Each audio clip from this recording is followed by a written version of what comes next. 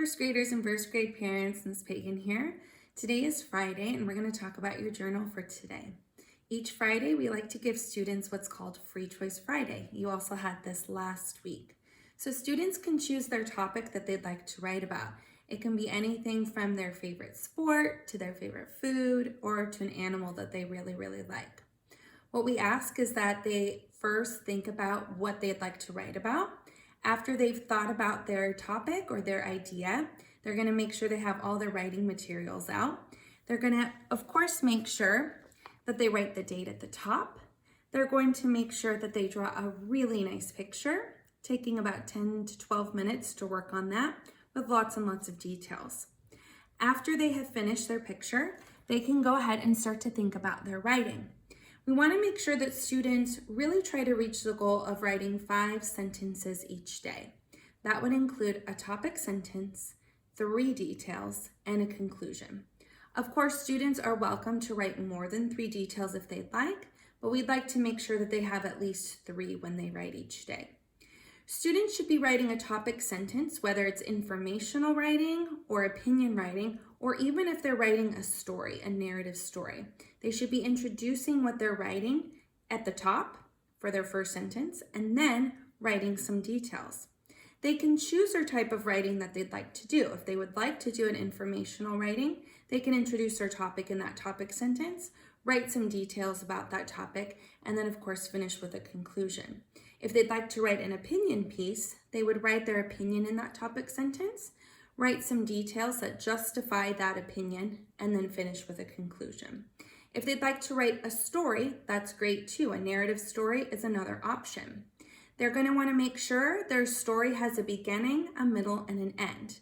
It could be a personal narrative, a story about something that happened to them, or a made-up story. Either one is fine.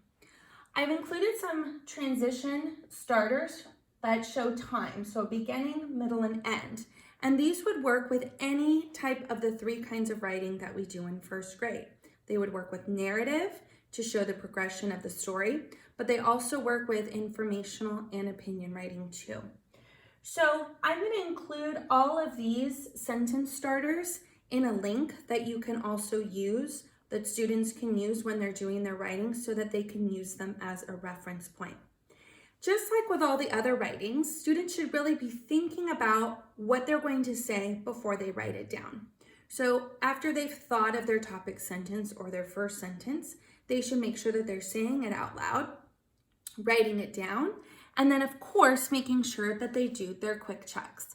Each sentence they should be checking for a capital letter at the beginning, finger space in between each word, a period at the end, or a comma as well if they use a transitional word, and of course whisper reading to make sure that it makes sense, that they didn't leave anything out, and that their letters are nicely placed on the line.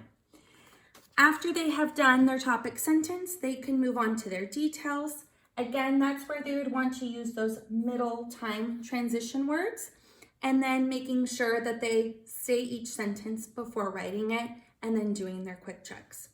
Once they get to the end, they should do just like they did above. Make sure they share their sentence out loud, write it down, and then perform the quick checks. So by the end of today, they should have 5 sentences at least. Again, if they do more, that's great too. And when they finish, it's a great idea to have students read it out loud in its entirety, just so they can make sure that nothing was left out and that it has a really nice flow to it. So if you have any questions about today's journal, don't hesitate to reach out to me or to your child's teacher. I hope you really enjoyed writing today, and I hope you have a wonderful weekend.